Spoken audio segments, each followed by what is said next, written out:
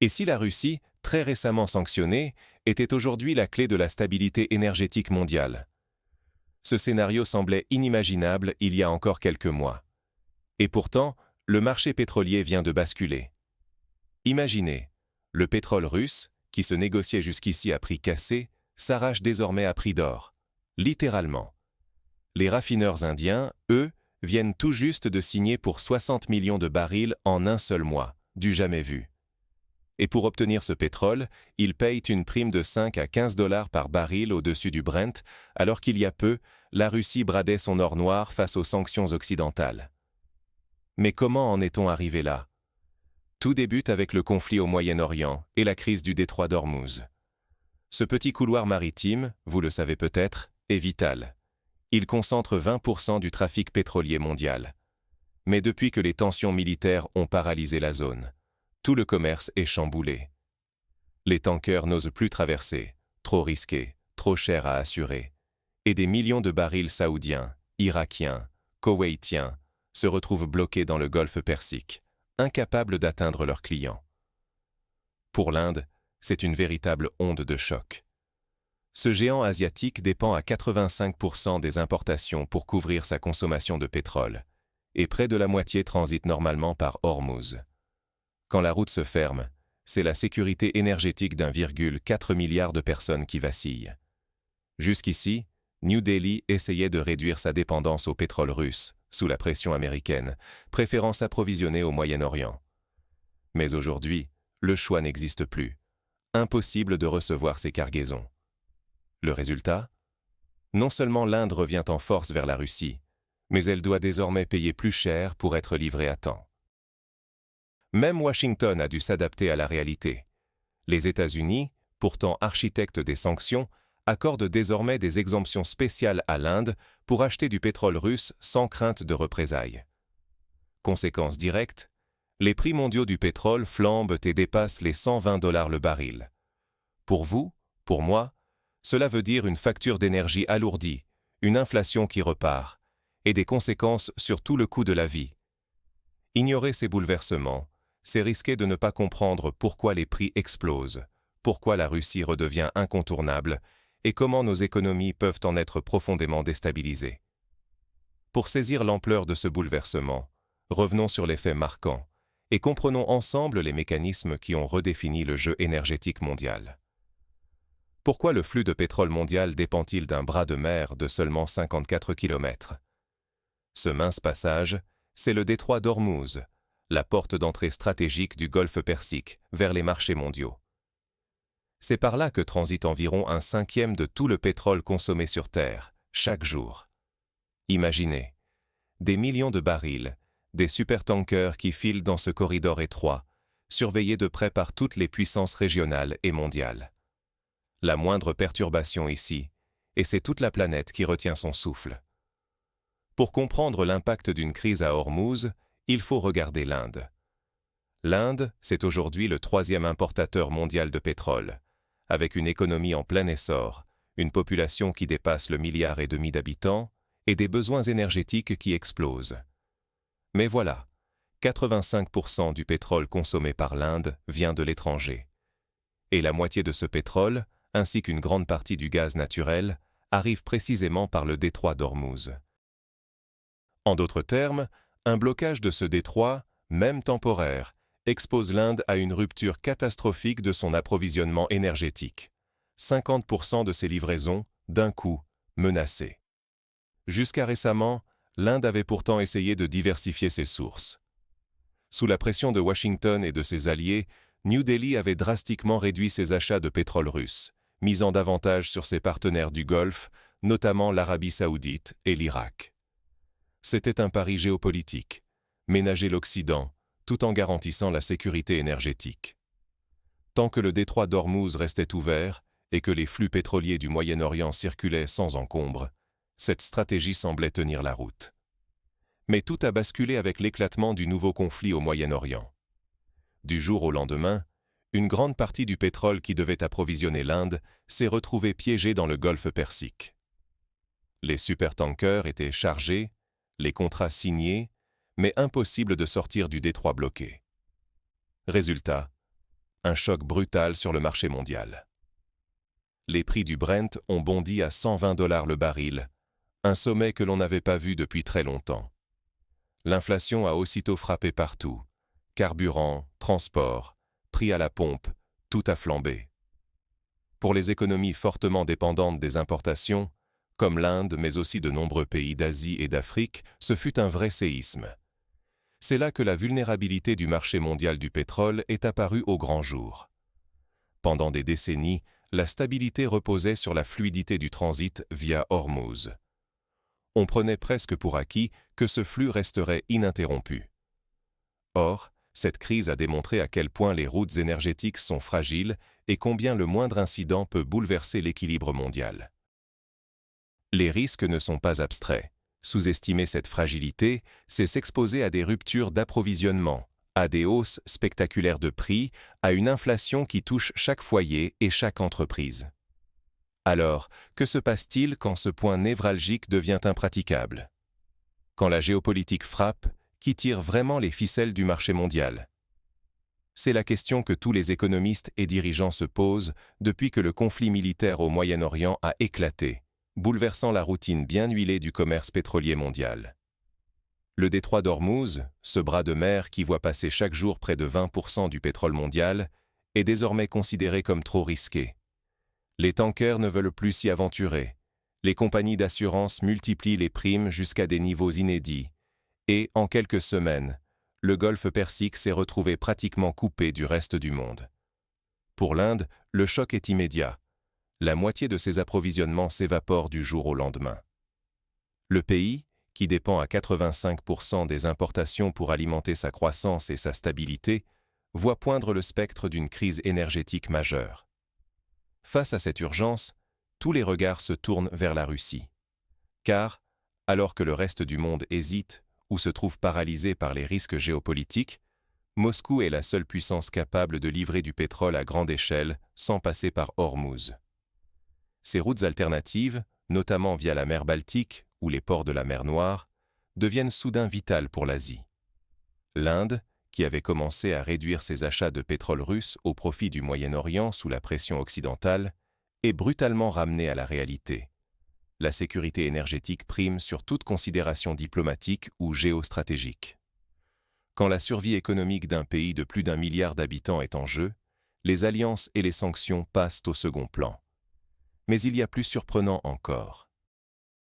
Pour éviter une catastrophe mondiale, l'effondrement de l'économie indienne risquant d'avoir des répercussions en cascade sur les marchés globaux, Washington prend une décision historique. Les États-Unis, à l'origine des sanctions et du plafonnement des prix sur le pétrole russe, accordent discrètement à New Delhi une exemption temporaire. L'Inde peut donc acheter du pétrole russe sans crainte de représailles, officialisant ainsi un changement de cap que personne n'aurait osé imaginer quelques mois plus tôt. En un clin d'œil, la logique même des sanctions s'inverse. Ce qui devait fragiliser la Russie la renforce. Ce qui devait l'isoler la rend soudainement indispensable. L'effet domino est immédiat. L'Inde, suivie par d'autres économies asiatiques inquiètes pour leur sécurité énergétique, se rue sur le pétrole russe. La demande explose et le rapport de force s'inverse totalement sur le marché mondial. Là où la Russie devait consentir à des rabais importants pour écouler son brut sous sanction, elle impose désormais ses prix, parfois supérieurs au niveau d'avant-crise. Le prix du baril bondit à plus de 120 $, et certains analystes n'excluent plus la possibilité d'atteindre 130, voire 150 $ si la situation ne se débloque pas rapidement dans le Golfe. Cette nouvelle donne bouleverse tous les calculs, pour les économies importatrices comme l'Inde, mais aussi pour tous les pays dépendants du pétrole. Le coût de la vie explose. Carburant, transport, marchandises, tout devient plus cher. L'inflation s'emballe, les banques centrales sont acculées et la marge de manœuvre des gouvernements fond comme neige au soleil. Pour les entreprises, l'incertitude règne, avec des risques d'interruption d'activité, de licenciement, voire de récession. Un mauvais choix stratégique, une mauvaise anticipation, et c'est toute une économie qui peut basculer dans la crise, avec des conséquences directes sur l'emploi, les salaires et la stabilité sociale. Ce qu'il faut bien comprendre, c'est que cette crise révèle une faille structurelle profonde. la dépendance extrême de l'Asie et de l'Afrique à l'égard de l'énergie importée. L'Inde n'est pas la seule concernée. La plupart des économies émergentes se retrouvent dans la même impasse, exposées de plein fouet à la volatilité des prix et à l'incertitude géopolitique. Or, face à l'urgence, la Russie se retrouve dans une position qu'aucun observateur n'aurait pu prédire, celle de pivot énergétique mondial. Loin d'être marginalisée, elle dicte le tempo, et chaque jour de crise renforce son emprise sur le marché. Pour l'Inde, c'est un retour à la case départ, mais avec de nouveaux rapports de force. La nécessité d'assurer l'approvisionnement prime sur toute loyauté politique. Pour la Russie, c'est une revanche géopolitique et une manne économique inespérée. Mais pour le reste du monde, ce choc va bien au-delà d'une simple question de contrat pétrolier. Il rebat toutes les cartes du commerce mondial et pose la question de notre vulnérabilité collective face au choc géopolitique. C'est ce basculement et ses conséquences sur l'ensemble du commerce mondial du pétrole que nous allons explorer dans la prochaine partie. Sommes-nous en train d'assister à la naissance d'un nouvel ordre énergétique? Regardons ce qui est en train de se jouer sous nos yeux. Aujourd'hui, le Brent flambe à $120 le baril. Pour beaucoup d'entre nous, ces chiffres rappellent les pires heures des crises pétrolières du passé. Mais cette fois, ce n'est ni l'OPEP ni un jeu de spéculation. C'est un véritable choc d'offres, déclenché par le conflit autour du détroit d'Ormuz. Résultat immédiat, une pression inflationniste qui touche tous les foyers, fait grimper le prix de l'essence, des transports, de l'alimentation, et menace la stabilité économique un peu partout dans le monde. Ce qui est particulièrement frappant, c'est que la Russie sort de cette crise plus forte que jamais. Malgré les sanctions et les plafonds de prix décidés par l'Occident, Moscou vend aujourd'hui son pétrole bien plus cher qu'avant 2022. C'est un véritable renversement de pouvoir. Alors qu'on croyait avoir isolé la Russie, elle devient le fournisseur incontournable, en particulier pour l'Asie. L'Inde, qui avait réduit ses achats sous la pression de Washington, n'a plus le choix. Elle revient massivement vers le pétrole russe, non par préférence, mais par nécessité vitale. Au passage, ces achats se font avec l'aval de l'Occident, qui ferme les yeux sur ses propres sanctions pour éviter une paralysie du marché. Ce mouvement s'accompagne d'une réorganisation colossale des flux commerciaux et d'investissements stratégiques. L'Inde investit dans la logistique, adapte ses infrastructures portuaires, signe de nouveaux contrats à long terme. Tout est fait pour sécuriser l'accès au brut russe, quelle que soit l'évolution du conflit. Ce n'est pas anodin. Ces chaînes de valeur, une fois mises en place, ne disparaîtront pas du jour au lendemain.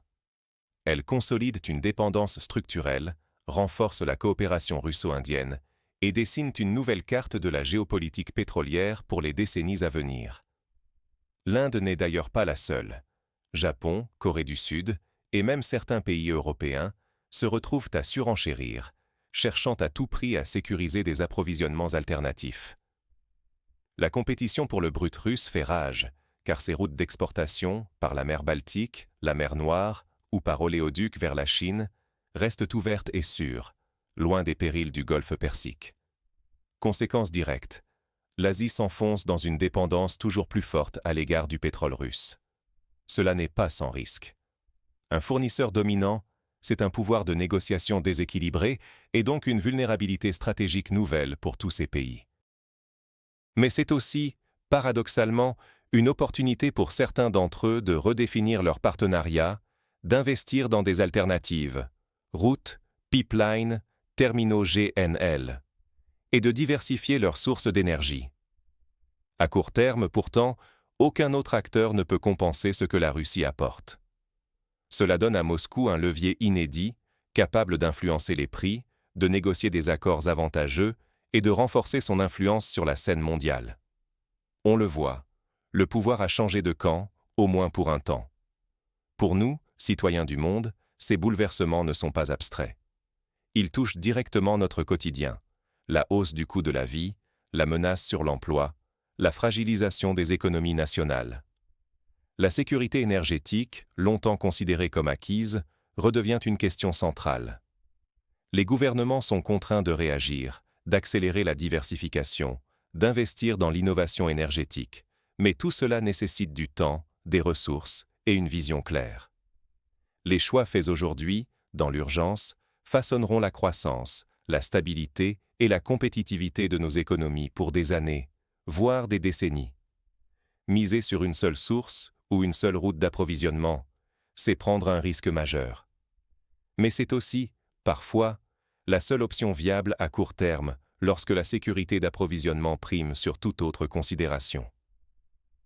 Alors, quelle stratégie adopter pour minimiser les risques et saisir les opportunités dans ce contexte mouvant? Que pouvons-nous apprendre de cette crise pour mieux préparer l'avenir énergétique de nos nations? Voyons maintenant quelles leçons tirer et quelles stratégies adopter face à cette nouvelle réalité.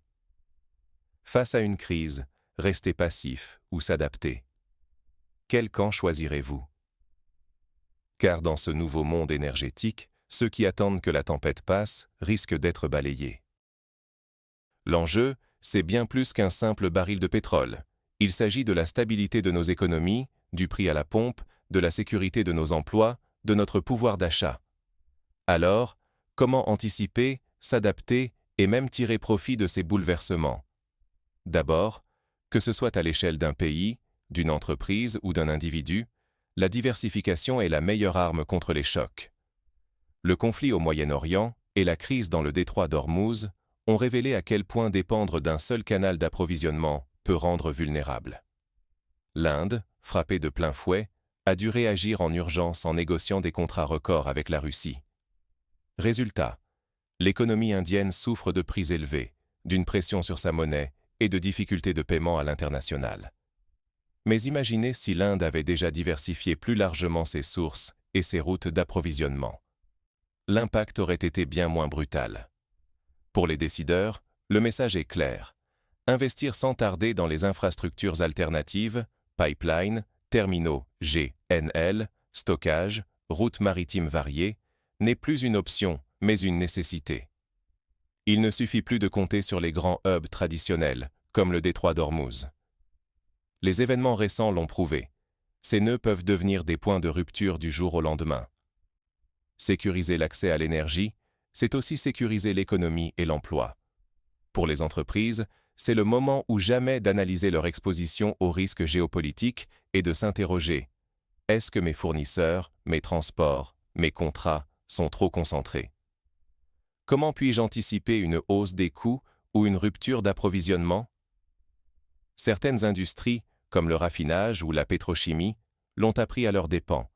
Chaque dollar supplémentaire sur le baril, c'est des centaines de millions qui s'évaporent. Adapter sa stratégie, investir dans la flexibilité et explorer de nouveaux partenariats devient indispensable. Et pour chacun d'entre nous, comprendre ces mécanismes, c'est comprendre pourquoi notre facture d'essence grimpe, pourquoi le prix des transports et de l'électricité explose, pourquoi certains produits deviennent plus chers. Suivre l'actualité géopolitique, ce n'est pas réservé aux experts. C'est un acte citoyen pour mieux gérer son budget, anticiper les hausses de prix, voire adapter ses investissements, ne serait-ce qu'en choisissant une voiture plus économe, en surveillant l'évolution de l'inflation ou en diversifiant son épargne. L'information, c'est la clé.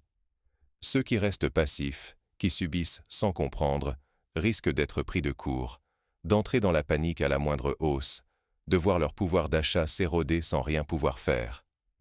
En revanche, ceux qui s'informent, s'organisent et prennent des décisions en connaissance de cause, ceux-là seront mieux armés pour traverser la tempête. Ils sauront agir plutôt que réagir, profiter des opportunités quand elles se présentent, par exemple en investissant dans les énergies alternatives, en soutenant l'innovation locale ou en ajustant leur politique publique. Au fond, ce qui se joue aujourd'hui, c'est la résilience de nos sociétés. Les choix collectifs et individuels que nous faisons maintenant dessineront l'économie de demain. Rester dépendant ou apprendre à diversifier.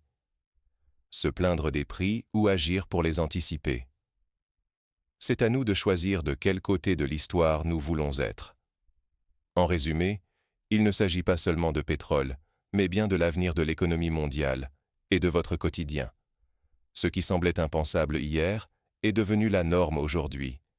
Il y a encore quelques semaines, on pensait que la Russie était isolée, que ses barils de pétrole se braderaient sous la pression des sanctions occidentales et que le marché mondial s'adapterait sans elle.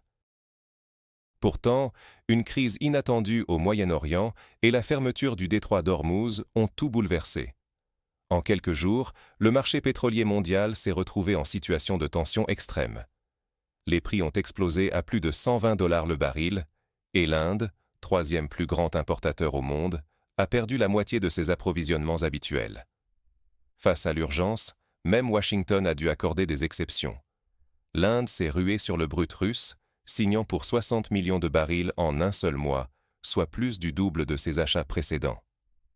Résultat, la Russie, loin d'être marginalisée, se retrouve aujourd'hui en position de force inédite. Au lieu de brader son pétrole, elle le vend avec une prime de 5 à 15 $ le baril, la file d'attente des acheteurs s'allonge, et ce sont désormais les vendeurs, et non plus les acheteurs, qui dictent les règles. Le conflit a fait voler en éclats les anciennes certitudes et a redessiné la carte énergétique mondiale en quelques semaines seulement. Ce qui était présenté comme la faiblesse de la Russie est devenu sa principale arme. Dans un monde où le pétrole manque, chaque baril compte, et ceux que la Russie peut livrer sont devenus essentiels à l'équilibre économique de la planète. Mais ne vous y trompez pas, ce bouleversement ne concerne pas que les grands de ce monde. Il impacte directement nos vies, votre quotidien. Quand le prix du pétrole flambe, tout le reste suit. L'essence à la pompe, bien sûr, mais aussi le coût du transport, le prix des denrées alimentaires, le chauffage et même l'emploi dans certains secteurs. La stabilité économique, la sécurité énergétique, la souveraineté de votre pays, tout cela se joue en ce moment, à chaque nouvelle cargaison russe, à chaque rebondissement dans le détroit d'Ormuz. Rester passif ou mal informé face à ces enjeux, c'est accepter de subir sans comprendre. C'est risquer de se réveiller trop tard face à des changements qui façonneront profondément notre avenir commun. Les gouvernements doivent déjà revoir leur stratégie, diversifier les approvisionnements, sécuriser les routes maritimes, accélérer la transition énergétique. Mais ce virage concerne chacun de nous. S'informer, comprendre les liens entre géopolitique et économie, c'est se donner une longueur d'avance. C'est aussi se préparer à défendre ses intérêts, à demander des comptes à ceux qui prennent les décisions. Ce qui se joue aujourd'hui, c'est bien plus qu'une simple hausse du prix du carburant.